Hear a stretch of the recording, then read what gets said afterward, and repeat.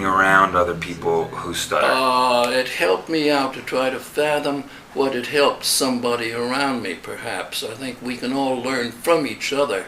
And certain people who might have been severe and so forth might have had certain things that they wanted to share that were handy for me to apply somehow. So I think that we can always learn from each other. And I think that we have some pretty good models here of, quote, recoveries. And I think that that can be, hopefully, something that somebody who is in the bottom of the valley would be able to sort of find from them that there'd be hope eventually, because there is hope. There is no cure. There is none that way. But I do feel that it certainly can be managed effectively, very effectively. And I know many who have been severe who now speak very well, continuing to stutter somewhat.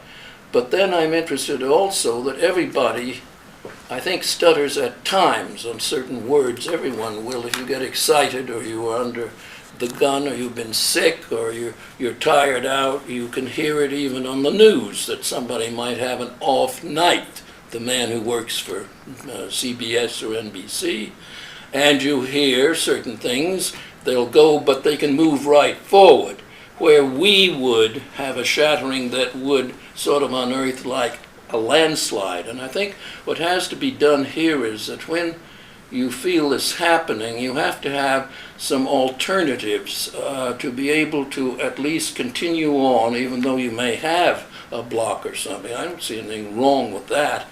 But how you have the block, and you have a choice as to the form that that is, and I think that the heart of it is an organic thing, and I've always said this. I was shouted down at the meetings years ago by some who would stutter badly and say it's been proven to be somatic, it's been proven to be psychological.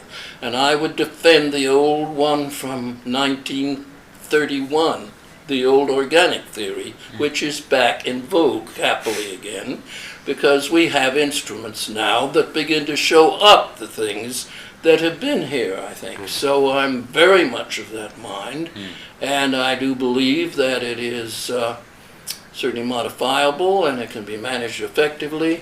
And for kids, with the modification of the environment, you can get it to where it just seems to handle itself pretty well with about 4 of 5. But then the 1 in 5 that begins to struggle against it and all that, I think it becomes a lifetime thing, and it's made my whole life in a way, and all that I can be, I think, fairly sure of, that I can speak a lot better now than I used to think I could speak. And I think that has happened mainly by learning to do some other things in the response to being stuck.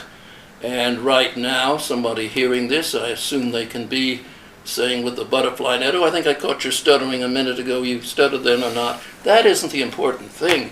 Communication is the important thing, and to be able to have a sort of a normal pattern, to be able to have inflection in your voice. Now, there are ways to handle it when you do a very dull drawl and this, and that's the fault with the past. It's been to try to prevent it from happening. And you can't suppress this wholly. I think one analogy is that if you go up Mount Vesuvius now, you'd better see some steam leaking out of it, because if there isn't, you're going to have lava building up. And for me, I have to have that steam every day. I have to be aware. I can even monitor myself and feel slippages, little things there, but that's my normal speech pattern, is a certain amount of stuttering.